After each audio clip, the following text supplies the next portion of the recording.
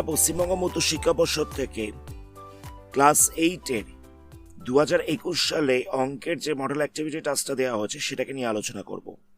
এখানে ফার্স্ট কোশ্চেনে বলছে যে -2/3 এটা হচ্ছে একটা অখণ্ড সংখ্যা, একটা ঋণাত্মক পূর্ণ সংখ্যা, একটা মূলদ সংখ্যা, একটা স্বাভাবিক সংখ্যা। দেখো এখানে দেওয়া রয়েছে -2/3।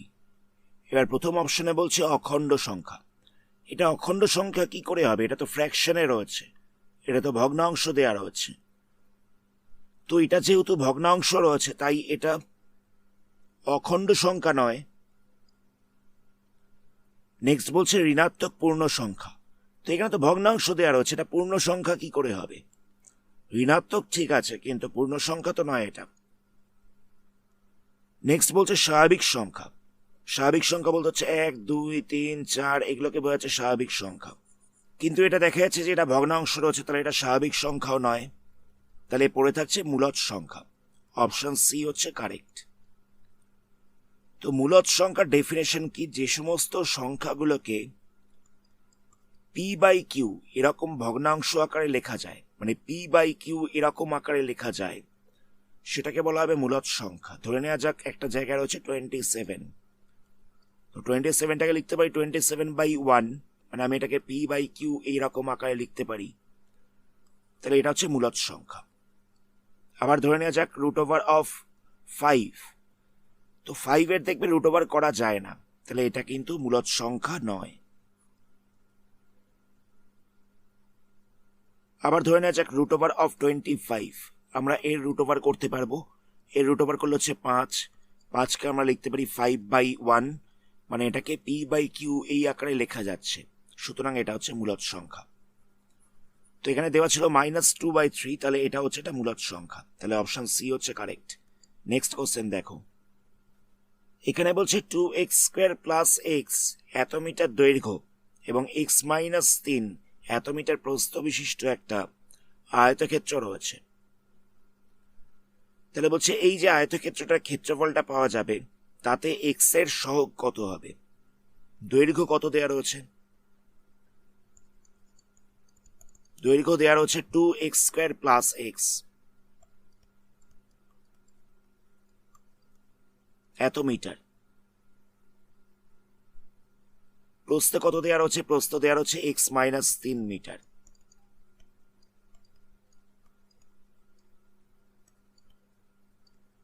ক্ষেত্রফল কত হবে? আয়তক্ষেত্রের ক্ষেত্রফলের ফর্মুলা হচ্ছে দৈর্ঘ্য ইন্টু প্রস্থ।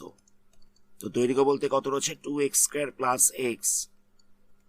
প্রস্থ বলতে কত রয়েছে? প্রস্থ বলতে রয়েছে x-3। তো আমাদের এই দুটোকে গুণ করতে হবে। প্রথমে এটার সাথে আমরা এটাকে মাল্টিপ্লাই করছি, মানে 2x² এর সাথে x কে মাল্টিপ্লাই করছি, তাহলে হয়ে যাবে 2x³। আবার 2x² এর সাথে আমরা -3 কে মাল্টিপ্লাই করবো, তাহলে হয়ে যাবে -6x²।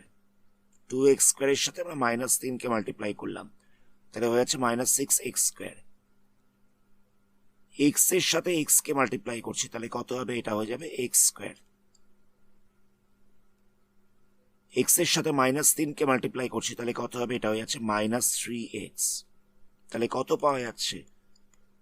2x³ এখানটায় মাইনাস করতে হবে, একটা রয়েছে -6x² প্লাস রয়েছে x²।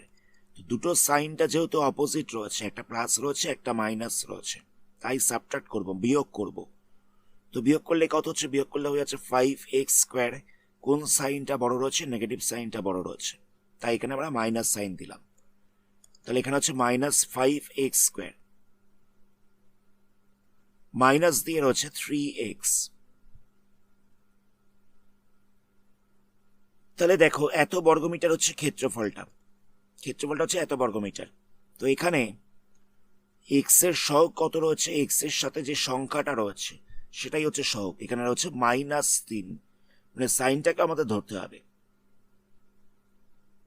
তাহলে অপশন হচ্ছে ডি এরটা। পরীক্ষার সময় এরকম ভাবে অপশনে দেওয়া হয়ে থাকে যে ধরো একটা অপশনে রয়েছে 3 আর একটা অপশনে রয়েছে -3। তোমাদের কনফিউজ করার জন্য এটা করা হয়ে থাকে। তখন কিন্তু ভুল করে 3-এতে মার্কিং করে দিও না, -3টা হবে কারেক্ট। আমাদের সাইনটাকেও এর সঙ্গে ধরতে হবে। নেক্সট কোশ্চেন দেখো, এখানে বলছে যে প্রতি জোড়া সম্পর্কগুলোর মধ্যে সঠিক জোড়াটি নির্ণয় করতে বলেছে। এখানে বলছে এ বি হলো মূলদ সংখ্যা, এটাও 0 নয়, বিটাও 0 নয়। ফার্স্ট কি বলছে দেখো, এটাকে অ্যাকচুয়ালি তোমরা দেখে বলে দিতে পারবে, মানে দেখেই আনসারটা বলে দেওয়া সম্ভব। তো আমি তবুও এগুলোকে এক্সপ্লেন করবার জন্য কিছু ক্যালকুলেশন করছি, তোমাদের এগুলো করার দরকার নেই। এখানে দেওয়া ছিল A plus B equal to হচ্ছে বি প্লাস এ। ফার্স্ট পেয়ারটাকে নিয়ে কাজ করছি। A plus B equal to হচ্ছে বি প্লাস এ, আরেকটা এর সাথে দিয়েছিল A minus B equal to B minus A. A minus B equal to হচ্ছে বি মাইনাস এ। ধরে নেওয়া যাক এ একটা সংখ্যা হচ্ছে 3, বিটা হচ্ছে 2, আমি ধরে নিলাম। তো তাহলে এখানে 3 প্লাস 2 কত হচ্ছে, 3 প্লাস 2 হয়ে যাচ্ছে 5। এখানেও 2 প্লাস 3 হচ্ছে, তাহলে হয়ে যাচ্ছে 5। তাহলে আমরা দেখতে পাচ্ছি এ প্লাস বি আর বি প্লাস এ দুটো ইকুয়াল হচ্ছে, তাহলে এই স্টেটমেন্টটা কারেক্ট রয়েছে। এবার এখানে ভ্যালু বসিয়ে দেখা যাক, এখানটা হচ্ছে 3 মাইনাস 2, তাহলে হচ্ছে 1। আবার যদি বি মাইনাস এ তে ভ্যালু বসাই তাহলে কত হবে, 2 মাইনাস 3, তাহলে হয়ে যাচ্ছে মাইনাস 1। এই দুটো কি ইকুয়াল হচ্ছে, এই দুটো দেখো ইকুয়াল হচ্ছে না, একটা হচ্ছে 1, একটা হচ্ছে মাইনাস 1। তাহলে দেখে বোঝা যাচ্ছে যে এই স্টেটমেন্টটা কারেক্ট নয়, কিন্তু আমাদের এখানে দুটো স্টেটমেন্টকেই কারেক্ট হতে হবে। নেক্সট দেখো, এখানে দেওয়া ছিল a into b equal to হচ্ছে b into a, a into b equal to হচ্ছে বি ইন্টু এ। আবার দেওয়া হচ্ছে এ ভাগ বি ইকাল টু হচ্ছে বি ভাগ এ, মানে a divide b equal to হচ্ছে বি ডিভাইড এ। তো এখানে দেখো আমরা এর জায়গায় লিখছি 3 আর বি এর জায়গায় লিখলাম 2, 3 ইন্টু 2 করলে হচ্ছে 6।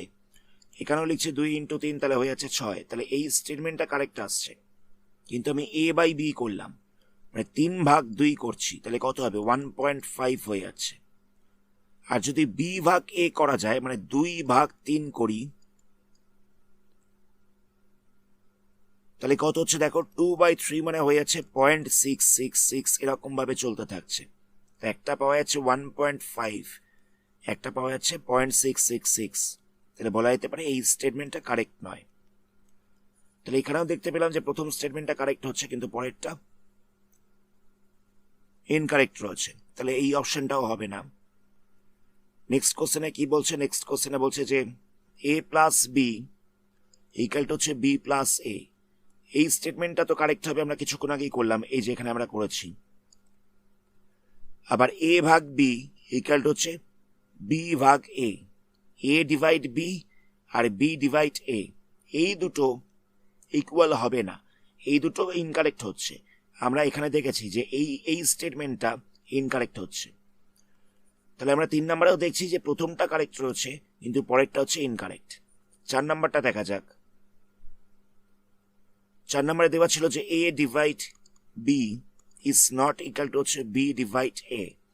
এটা কারেক্ট রয়েছে, আমরা তো এতক্ষণ ধরে এটাই দেখছিলাম যে এ কে বি দিয়ে ভাগ করে যেটা পাবো, আবার বি কে যদি এ দিয়ে ভাগ করা যায় তাহলে দুটো কিন্তু ইকুয়াল হচ্ছে না, এটা কারেক্ট দেওয়া রয়েছে। আবার দেওয়া হচ্ছে A minus B is not equal to হচ্ছে বি মাইনাস এ। এটা আমরা এখানে দেখেছি যে এ মাইনাস বি যেটা পাবো বি মাইনাস এ সেম হচ্ছে না। তাহলে আমরা দেখতে পাচ্ছি ডি এর দুখানা স্টেটমেন্ট কারেক্ট রয়েছে, তাহলে এখানে কারেক্ট আনসার হচ্ছে ডি। তোমাদের এত কিছু কিন্তু করবার দরকার নেই, তোমরা এখানে দেখলেই বুঝতে পারবে যে ডি এরটা হচ্ছে মানে ডি এরটা হচ্ছে কারেক্ট। তোমরা দেখলেই বুঝতে পারবে যে ডি এরটা হচ্ছে কারেক্ট। নেক্সট কোশ্চেনে ট্রু ফলস দেওয়া রয়েছে। এখানে বলছে যে একটা ঘনকের একটা বাহুর দৈর্ঘ্য হচ্ছে ওয়াই মিটার, তাহলে আয়তনটা হবে 3y ঘনমিটার, মানে বাহুর দৈর্ঘ্য বলছে ওয়াই মিটার। তো ঘনকের আয়তনের ফর্মুলা কি? ঘনকের আয়তনের ফর্মুলা হচ্ছে দৈর্ঘ্য ইন্টু দৈর্ঘ্য ইন্টু দৈর্ঘ্য, মানে বাহুর দৈর্ঘ্যটাকে 3 বার গুণ করে দিতে হবে।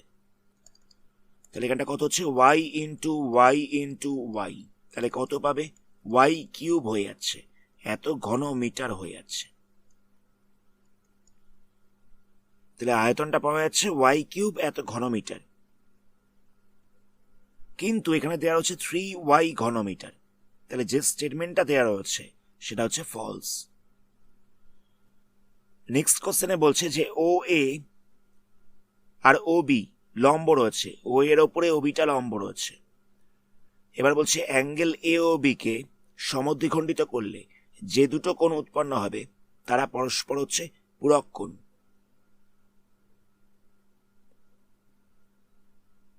দেখো এখানে বলছিল যে ও এর ওপরে ও বিটা লম্ব রয়েছে, এই হচ্ছে ও এ, এর ওপরে ও বিটা লম্ব রয়েছে। তো তার ফলে কি হবে, এই যে কোণটা তৈরি হচ্ছে এই কোণটা হচ্ছে 90°। এবার এখানে একটা সমদ্বিখণ্ডক আঁকা হয়েছে যেটা এ ও বি কে সমান দুটো ভাগে ভাগ করেছে। তো সমদ্বিখণ্ডক মানে কি, সমান দুটো ভাগে ভাগ করেছে, তাহলে বলা যেতে পারে এই কোণটা হচ্ছে 45°, এই কোণটা হচ্ছে 45°। কারণ দেখো পুরোটা ছিল 90, পুরোটা ছিল 90, তাহলে সমদ্বিখণ্ডিত করলে এক একটা অংশ কত করে হবে, 90/2, তাহলে হয়ে যাচ্ছে 45° করে। এবার বলছে যে এই কোণগুলো পরস্পর পূরক কোণ কিনা। পূরক কোণ কাকে বলা হবে, যখন দুখানা সন্নিহিত কোণের যোগফল হয়ে যাচ্ছে 90°, তাকে বলা হচ্ছে পূরক কোণ। যখন দুখানা সন্নিহিত কোণের যোগফল হয়ে যাচ্ছে 90°, তাহলে সেটা হচ্ছে পূরক কোণ। তো আমরা এখানে দেখতে পাচ্ছি এই দুটো কোণের যোগফলটা হয়ে যাচ্ছে 90°, তাহলে এটা হচ্ছে একটা পূরক কোণ। তাহলে যে স্টেটমেন্টটা দেওয়া হচ্ছে সেটা হচ্ছে ট্রু। এখানে বলছে যে একটি সরলরেখার বাইরে কোনো একটা বিন্দু দিয়ে ওই সরলরেখার সমান্তরাল অসংখ্য সরলরেখা আঁকা সম্ভব। অ্যাকচুয়ালি কি সম্ভব, ধরে নেওয়া যাক একটা স্ট্রেট লাইন রয়েছে, এর বাইরে একটা পয়েন্ট রয়েছে, সেই পয়েন্টটা ধরে নেওয়া যাক এটা। তো আমি এখান থেকে একটা লাইন টানলাম, তাহলে দেখো এই দুটো সমান্তরাল সরলরেখা হচ্ছে। কিন্তু আমি এই পয়েন্টটা দিয়ে আর কতগুলো লাইন টানতে পারবো, অনেকগুলো লাইন টানতে পারছি, আমি অনেকগুলো লাইন টানতে পারি, কিন্তু সেগুলো দেখো এটার সাথে সমান্তরাল হবে না। তাহলে বলা যেতে পারে আমি এই সরলরেখাটার বাইরে অবস্থিত কোনো একটা বিন্দু, সেখান থেকে এটার সাথে সমান্তরাল করে একটাই সরলরেখা টানতে পারবো। জায়গাটা বুঝবে, আমি আরেকবার বলছি। ধরে নেওয়া যাক একটা লাইন ছিল, তো তার বাইরে একটা পয়েন্ট রয়েছে, তো আমি এই পয়েন্টটা দিয়ে আমি অনেকগুলো লাইন টানতে পারবো, কিন্তু সবকটা লাইন কিন্তু এটার সাথে সমান্তরাল হবে না, শুধুমাত্র একটাই সরলরেখা হবে যেটা এই সরলরেখাটার সাথে সমান্তরাল হচ্ছে। তাহলে বলা যেতে পারে যে একটি সরলরেখার বাইরে কোনো একটা বিন্দু দিয়ে ওই সরলরেখার সমান্তরাল সরলরেখা একটি আঁকা সম্ভব, একটি সমান্তরাল সরলরেখা আঁকা সম্ভব, কিন্তু এখানে দেওয়া ছিল অসংখ্য, তাহলে স্টেটমেন্টটা ফলস রয়েছে।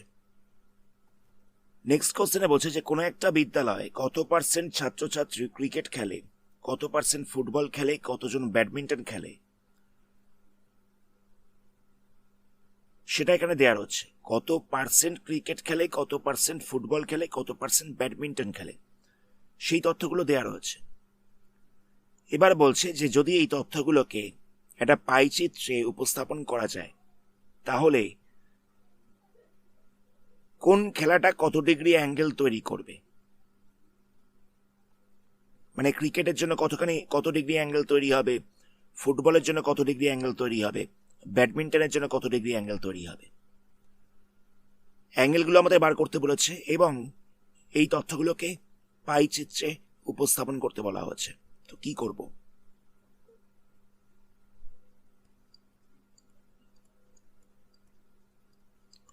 ক্রিকেট খেলে বলছিল 60%, তো পার্সেন্টেজ রয়েছে যেহেতু তাই তলায় 100 লিখছি, ইন্টু 360 করব, তাহলে কত ডিগ্রি অ্যাঙ্গেল হচ্ছে সেটা আমরা পেয়ে যাব। তো এখান থেকে একটা শূন্য ক্যান্সেল হচ্ছে, এখান থেকে একটা শূন্য ক্যান্সেল হচ্ছে, 36 এর সঙ্গে 6 মাল্টিপ্লাই করতে হবে, তাহলে কত হচ্ছে, এটা হয়ে যাচ্ছে 216 এত ডিগ্রি। ফুটবল বলছিল 30%, তো কি করব,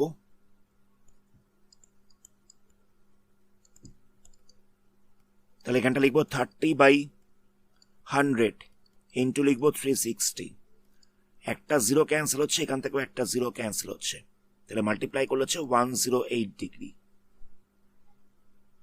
আর ব্যাডমিন্টন বলছিল 10%,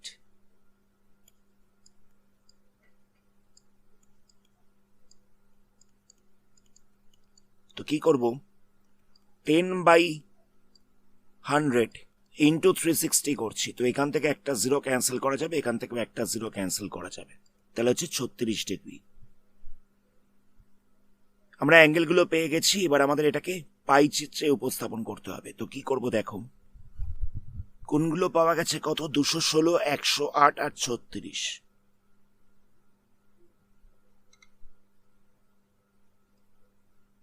একটা হচ্ছে 216, একটা হচ্ছে 108, একটা হচ্ছে 36 ডিগ্রি।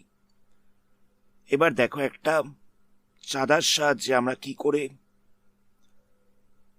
216 ডিগ্রি অ্যাঙ্গেল আঁকবো। এটা তো আঁকা সম্ভব নয়, কারণ চাঁদার মধ্যে রয়েছে 0 থেকে 180 পর্যন্ত, চাঁদার মধ্যে 0 থেকে 180 পর্যন্ত রয়েছে, তো আমরা 216 কি করে করব। কিন্তু আমরা 36 আর 108টা করতে পারবো।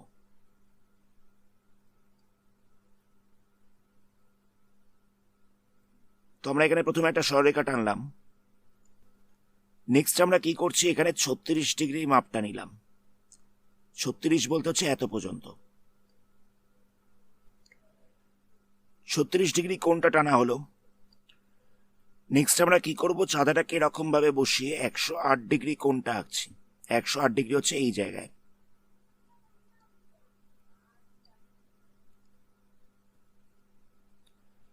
এবারে 108 ডিগ্রি মাপটাকে আমরা জুড়ে দিলাম। নেক্সট আমরা কি করব, একটা কম্পাসের সাহায্যে একটা বৃত্ত অঙ্কন করব। এত অব্দি মাপ নিলাম।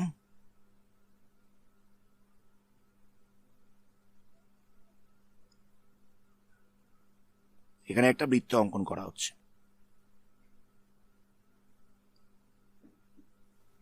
এই বর্ধিত অংশগুলোকে মুছে দেওয়া হচ্ছে। তাহলে দেখো, আমাদের এখানে কিন্তু 216 ডিগ্রি অ্যাঙ্গেলটাকে আঁকতে হলো না। কেন আঁকতে হলো না?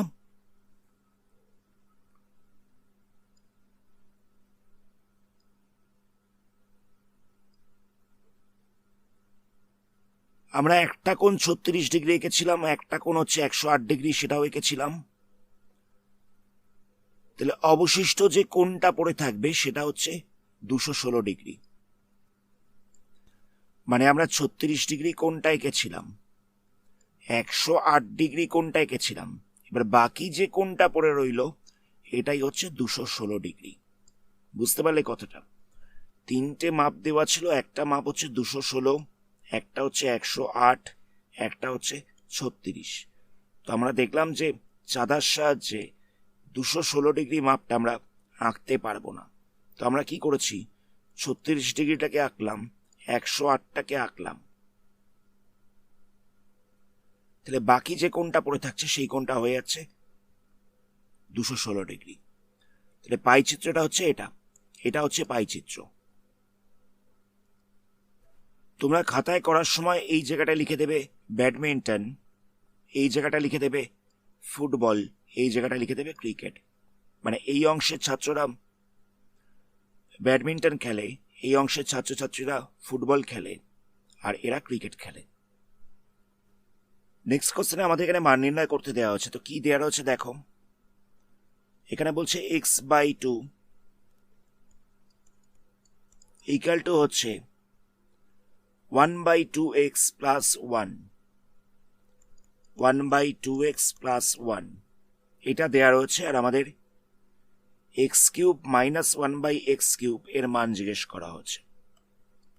x³ মাইনাস 1/x³ এর মান জিজ্ঞেস করা হচ্ছে।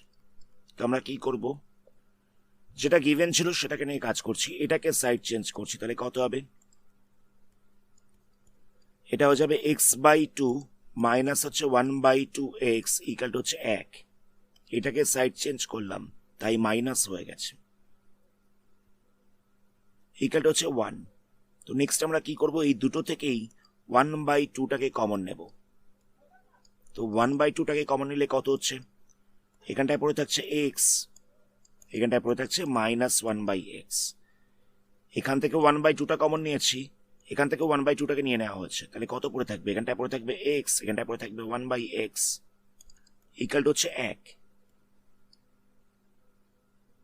তো 1/2টাকে যদি সাইড চেঞ্জ করা যায় তাহলে কত হবে, এখানে 1/2টা মাল্টিপ্লাই ছিল, এবার সেটা ডিভাইড হয়ে যাবে, মানে 1/1/2 হয়ে যাচ্ছে।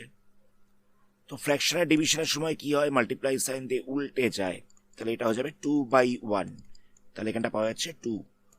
এটা হলো x - 1/x এর ভ্যালু। তো নেক্সট আমাদের x³ - 1/x³ এর ভ্যালুটা বার করতে হবে। তো এটাকে এরকম ভাবে লেখা যেতে পারে যে x³ - 1/x³। তো এখানে আমরা a³ - b³ এই ফর্মটা অ্যাপ্লাই করছি, তাহলে কত হবে, a - b whole cube plus হচ্ছে 3ab ইন্টু হচ্ছে a - b। কি করলাম বুঝতে পারলি, এখানে আমরা a³ - b³ এই ফর্মটাকে অ্যাপ্লাই করলাম, মানে a - b whole cube plus 3ab into হচ্ছে a - b। তো এখান থেকে x আর 1/xটা ক্যান্সেল হয়ে যাবে, তাহলে কত পাওয়া যাচ্ছে, এই জায়গাটায় বসবে 2, এই ভ্যালুটা তো আমরা কিছুক্ষণ আগে বার করেছিলাম 2 হয়েছিল, তাহলে এখানটা হচ্ছে 2 এর কিউব প্লাস 3 ইন্টু এখানটাতেও 2 বসবে, তাহলে কত হচ্ছে 8 প্লাস এখানটা হয়ে যাচ্ছে 6, 8 প্লাস 6 করলে হচ্ছে 14, তাহলে এটা হচ্ছে আনসার। এই মডেল অ্যাক্টিভিটি টাস্কের লাস্ট প্রশ্ন দেখো, এখানে আমাদের ডিভাইড করতে দেওয়া হয়েছে, দেওয়া হচ্ছে m² - 5m + 6, m² - 5m + 6, এটাকে ভাগ করতে দেওয়া হচ্ছে m - 3 দিয়ে। তো এখানটা দেওয়া ছিল m² - 5m + 6,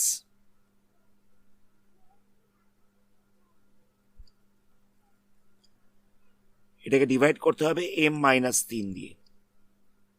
তো এখানে রয়েছে কত, এখানে আনতে হবে হচ্ছে m², আনতে হবে m², আছে কত, আছে হচ্ছে m, তো আমরা m² কে m দিয়ে ডিভাইড করছি, আনতে হবে হচ্ছে m², এখানটায় আছে হচ্ছে m, তো আমরা m² কে m দিয়ে ডিভাইড করছি, তাহলে ক্যান্সেল করলে কত হচ্ছে, ক্যান্সেল করলে হয়ে যাচ্ছে m, তাহলে আমরা কি করব, m দিয়ে মাল্টিপ্লাই করব।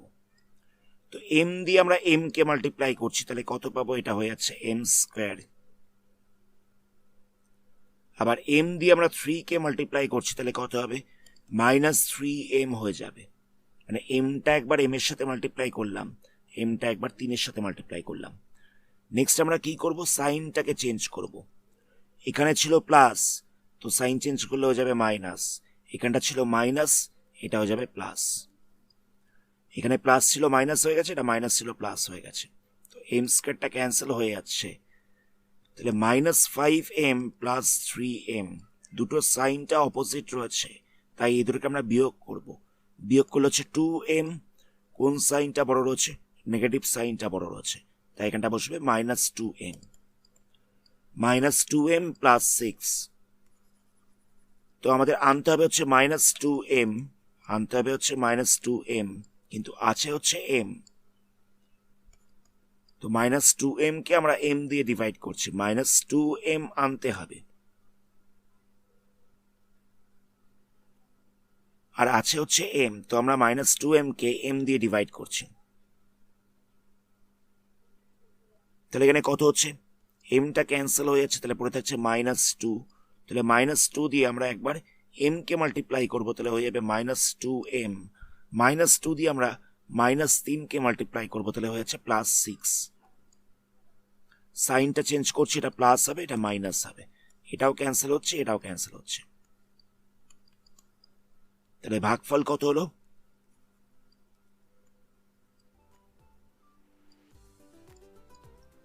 ভাগফল পাওয়া যাচ্ছে এটা, মানে m - 2, আর এখানে তো ভাগশেষ নেই, এটাই হচ্ছে আনসার।